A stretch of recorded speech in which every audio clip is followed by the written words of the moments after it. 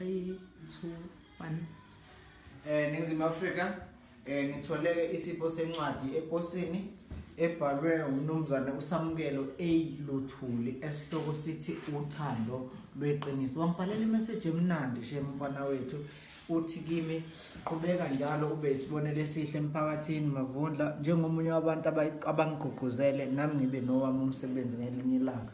Ngicela uyithokozele le ncwadi. Ngifisela inhlanhla ulithole lolu thando lweqiniso umbhali alivezayo lapha. Wayesiyayisayina ke lapho ugcineni uSamukelo u-A wakalithula nansi incwadi yakhe. Mhlawumbe okunye nokunye ukuthi ke itholakala kuphi kanjani sesiyobuye sikutholele emveni kokuthi sesixhumene naye ngoba izilo uthi ngomunye wabantu abamgqugqumezayo. Inezihluko ke eziningi kodwa athi kufanele lesiqala nje kuthiwa sengiyayifunda nje ngekuzimalanga ngomphema hawu kumsombuluko ntambama izinsuku zine enyangeni kaLwezi.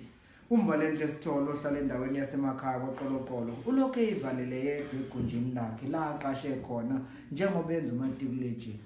Useze waphathwa isibibithwane ngenxa yokukhala.